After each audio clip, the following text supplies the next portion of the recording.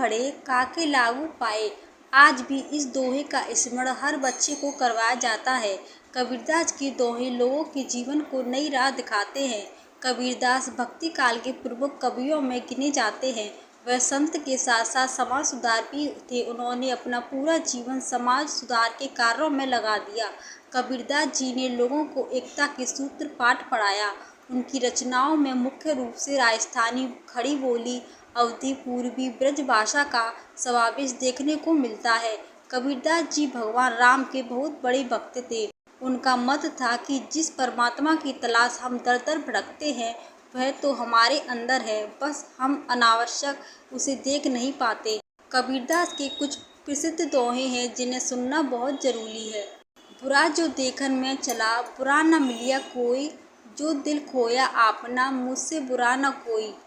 कबीर कहते हैं, मैं जब इस दुनिया में बुराई खोजने गया तो मुझे कुछ भी बुरा नहीं मिला, और जब मैंने खुद के अंदर झांका तो मुझसे खुद से ज़्यादा बुरा कोई इंसान नहीं मिला। धीरे धीरे रे मना, धीरे सब कुछ कोय, माली सींचे सो खड़ा, श्रतु आए फल होय। कबीरदास जी कहते हैं कि धैर्य रखें, धीरे धीरे सब काम पूरे हो जाते हैं, क्योंकि अगर कोई माली किसी पेड़ को 100 घड़े पानी से खींचते लगे तब भी फल को ऋतु आने पर ही लगेगा।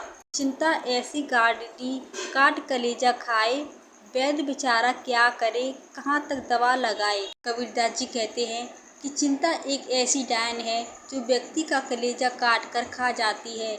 इसका इलाज वैद्य नहीं कर सकता, वह कितनी दवा लगाएगा। अर्थात चिंता जैसी खतरनाक बीमारी का कोई इलाज नहीं है।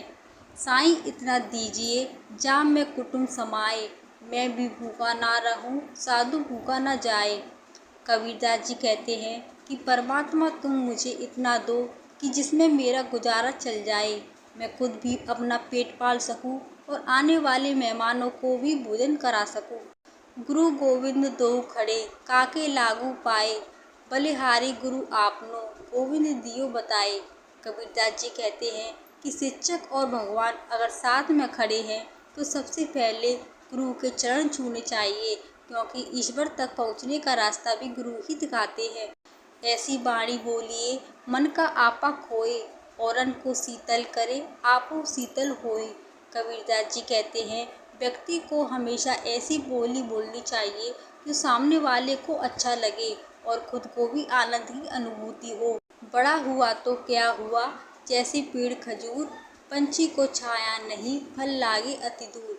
जिस प्रकार खजूर का पेड़ इतना ऊंचा होने के बावजूद आते जाते राही को छाया नहीं दे सकता और उसके फल तो इतने ऊपर लगते हैं कि आसानी से तोड़े भी नहीं जा सकते, उसी प्रकार आप कितने भी बड़े आदमी क्यों न बन जाएं, लेकिन आपके अंदर विनम्रता नहीं है और किसी की भी मदद नहीं कर सकते तो आपका बड़ा होने का कोई अर्थ नहीं है। अगर आपको कबीरदास की दोहे अच्छी लगे तो वीडियो को लाइक कीजिए, सब्सक्राइब कीजिए। नमस्कार।